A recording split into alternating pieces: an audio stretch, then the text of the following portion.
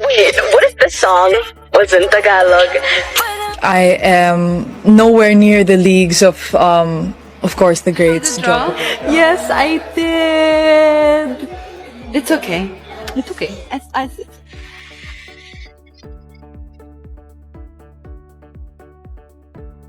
The night Abu Dhabi cried was the night Alex broke 110 million hearts and somehow fixed them too.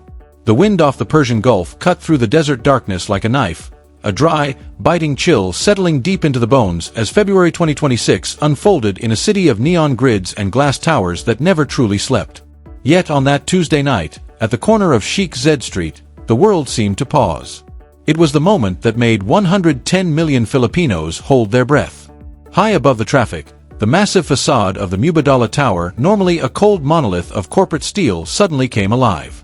No stock tickers, no oil prices, just a blinding wash of emerald green and crimson red spilling onto the street below. And there, towering 50 stories high, was her face Alexa. Down below, a bus idled at a red light, the city frozen in awe, as history quietly rewrote itself in light and silence. Amelia, a domestic worker who hadn't seen the rice fields of Bulacan in 6 long years, rubbed her tired eyes as exhaustion pulled her into that hollow space between waking and sleep, her bones aching from a 12-hour shift until the light hit her. An emerald glow spilled through the bus window, washing over the worn seats in colors that felt like home, and when Amelia looked up, she saw it, the image, the grit in the eyes, the unmistakable determination of a daughter of the Philippines projected against the desert sky. "Alex, you did it," she whispered, and the tears came without warning, hot, fast, unstoppable, because she wasn't looking at a tennis player, she was looking at herself, at every sacrifice, every lonely Christmas, every silent prayer whispered in a foreign tongue. Miles away, in a quiet hotel room, Alex Ellis stood motionless by the window, no longer hearing the roar of the crowd or the chatter of commentators, only feeling the city lights reflect off her youthful face as something far heavier settled in her chest, not fame, not ranking points, but the crushing, beautiful weight of love from a homeland thousands of miles away. It was a whispered message from the heart that changed everything, because tonight wasn't about forehands or backhands, it was about the night a 20-year-old girl became a giant, the night a single image on a skyscraper moved millions of expats to tears. Welcome to Champions Tennis. This is the story of the Golden Girls Desert Storm, and to understand why that face on the tower mattered so much, we have to rewind just a few days, back to the stifling heat of center court, where the 2026 MUBA Abu Dhabi Open was never meant to be Alex Eala's coronation, but something far more unforgiving.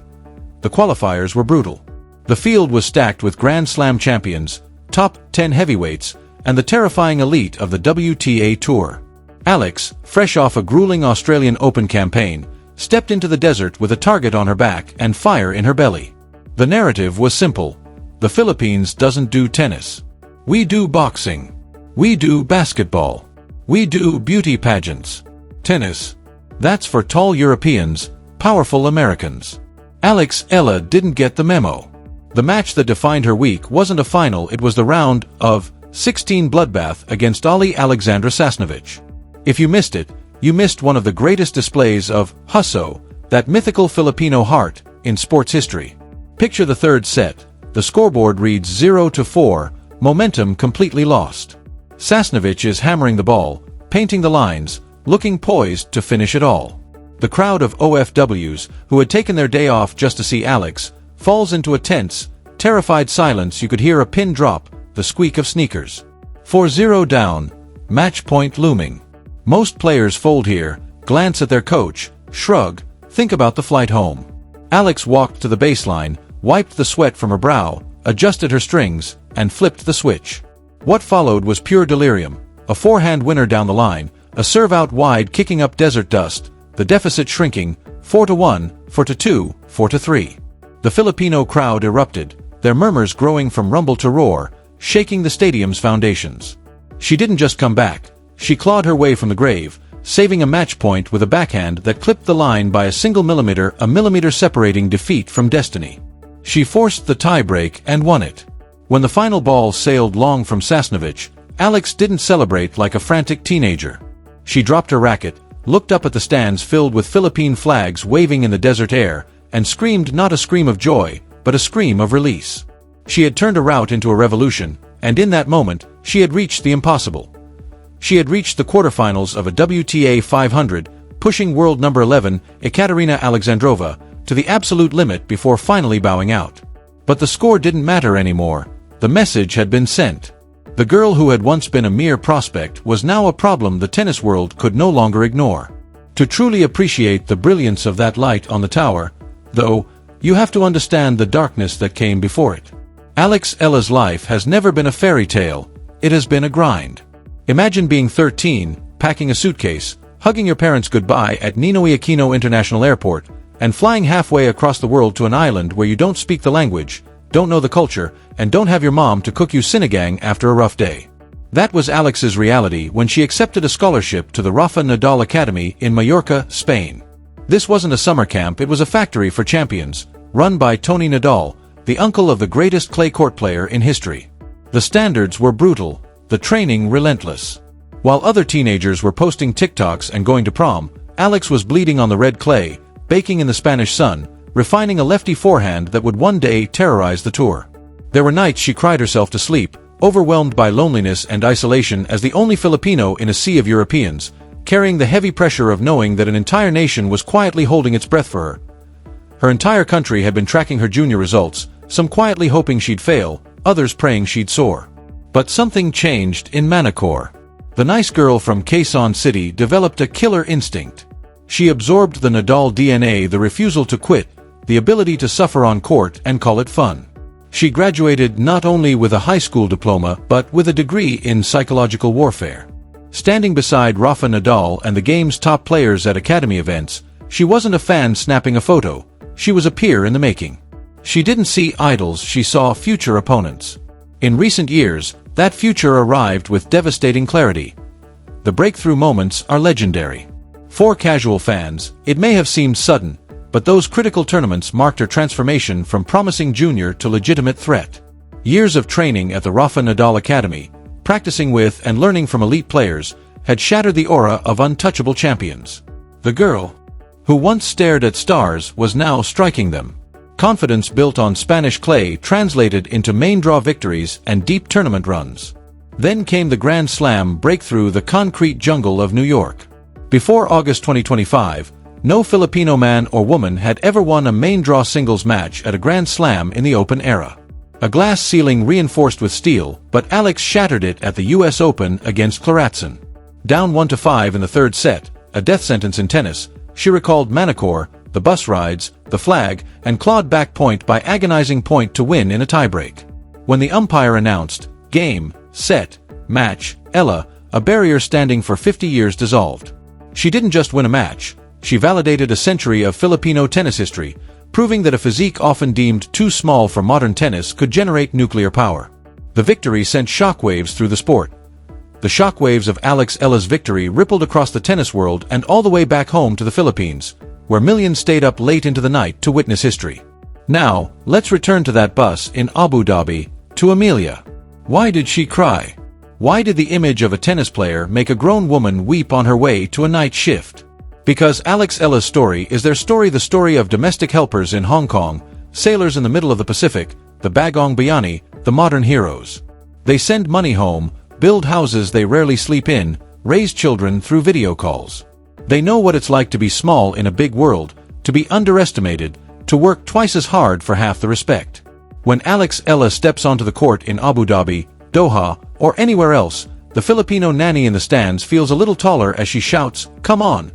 after a grueling rally. The Filipino construction worker feels a little stronger. That face on the Mubadala Tower wasn't marketing, it was a mirror.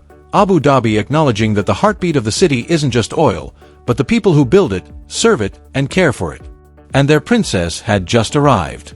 The tower glowed green and red, the colors of the UAE, but through the filter of tears that night, it looked a lot like blue. On the court, Eala had built an arsenal that was becoming terrifying.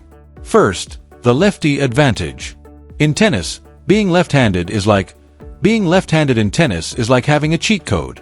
The ball spins the opposite way, jamming right-handers into their bodies and opening angles that shouldn't exist. Alex wields this advantage like a surgeon wields a scalpel, her cross-court forehand, dripping with heavy topspin honed at the Rafa Nadal Academy, pulls opponents off the court and opens the line for the finishing blow. Then there's her backhand down the line, her money shot.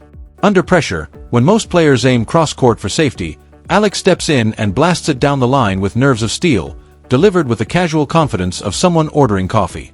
And finally, there's her mental callus, the invisible stat you can't measure with a radar gun but saw clearly against Sasnovich and Towson. Alex does not panic. Her heart rate drops as the stakes rise. While opponents shake under pressure, she enters a Zen state, the Mamba mentality, translated into Tagalog. Now climbing the rankings and knocking on the door of the top 100, she is no longer just a promising junior. She is a genuine threat to anyone across the net. Out of thousands of professional players worldwide, Alex is establishing herself as a contender. Whispers in the women's locker rooms are growing louder. Veteran players are doing homework on her game. Coaches are analyzing her patterns. The element of surprise is fading, replaced by something far more powerful: respect.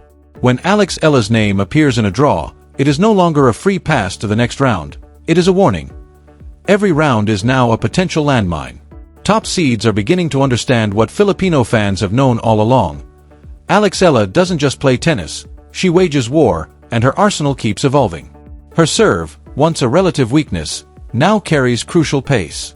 Her movement, always quick, has become economical and precise. She reads the game at a higher level, anticipating patterns and setting traps, a skill drilled into her at the Rafa Nadal Academy, where constructing points mattered as much as hitting shots. You can see it in her matches: the patience to grind when needed, the courage to attack when the opportunity arises. But perhaps her most devastating weapon is belief.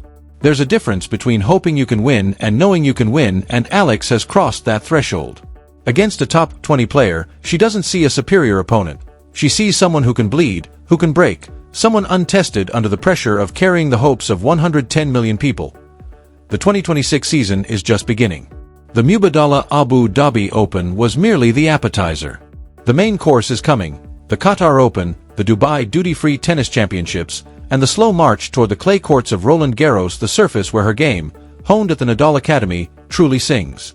Experts are buzzing, locker room whispers growing louder. Alex Eala is the dark horse of 2026. A deep run, a quarterfinal, even a Grand Slam semi-final isn't just possible, it's inevitable. Wimbledon's draw, the hard courts of Flushing Meadows, the red clay of Paris, all are opportunities for her to etch her name deeper into history. Yet the path is brutal.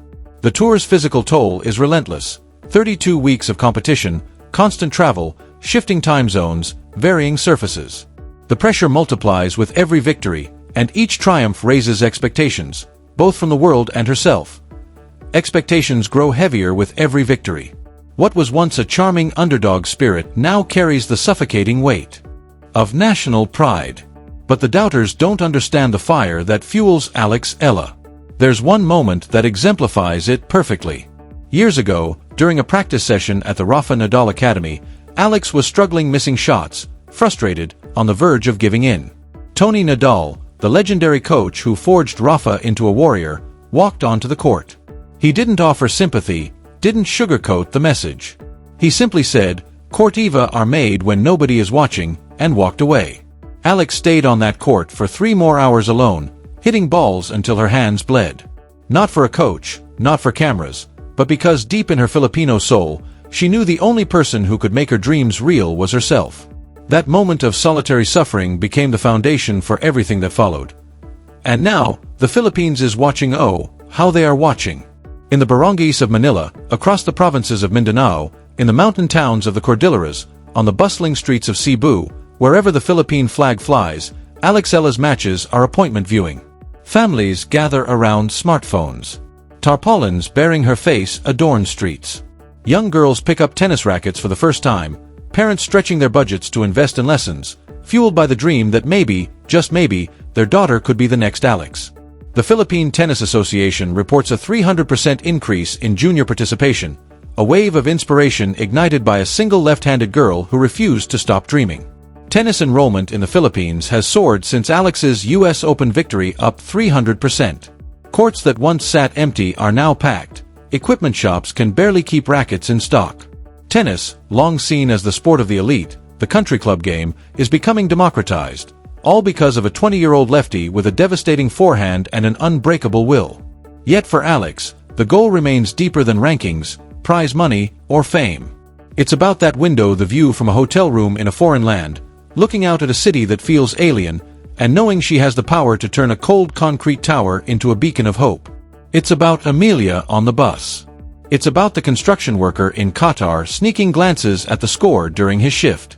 It's about the nurse in Toronto staying up until 3 a.m. to watch Alex's matches before morning rounds. It's about the little girl in Cebu picking up a racket for the first time because she saw Alex on YouTube and thought, if she can do it, maybe I can too. This invisible thread connects Alex to the Filipino diaspora. When she fights back from 0-4 down in the third set, she's not just saving a tennis match, she's validating every OFW who has ever been underestimated, overlooked, or counted out. When she screams in triumph after a grueling 3-hour battle, she gives voice to every silent sacrifice made in the name of family and country. The tower moment in Abu Dhabi crystallized all of this. For one perfect night, the Filipino workers in the UAE, numbering in the hundreds of thousands, saw themselves reflected in that emerald and crimson light. They saw their struggle acknowledged, their champions celebrated, and they wept not tears of sadness, but tears of recognition. We are seen. We matter. Our girl made it. And Alex, standing at her window, felt it, the weight, the beauty, the responsibility. Being a national hero in the Philippines isn't like being a celebrity anywhere else. It's not about endorsements or magazine covers.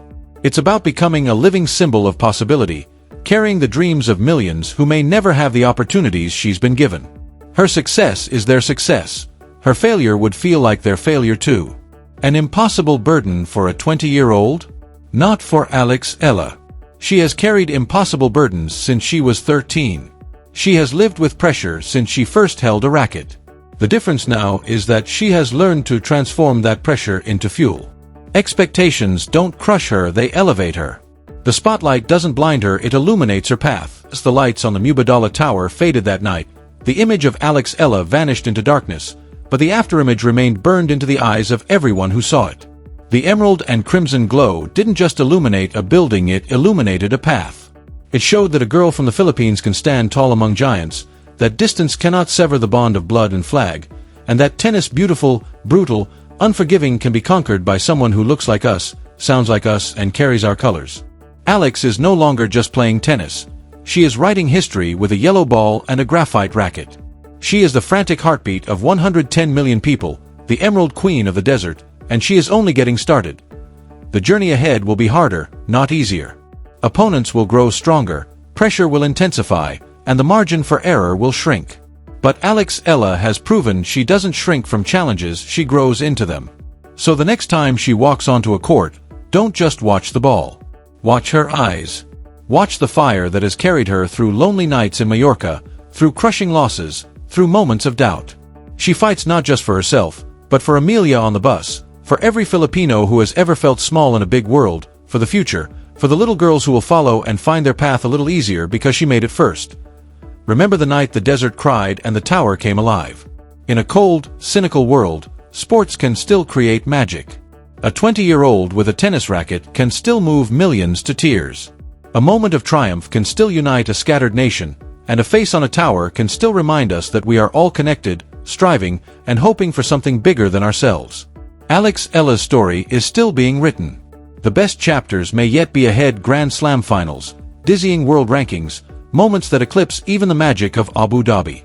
Whatever comes next, the 110 million will be watching, hoping, praying, and believing, because Alex has shown us that our dreams are not too big, our ambitions not too bold, and our girl is never too small. Now I want to hear from you. Were you watching that match against Sasnovich? Did you feel the chills when she came back from 0-4?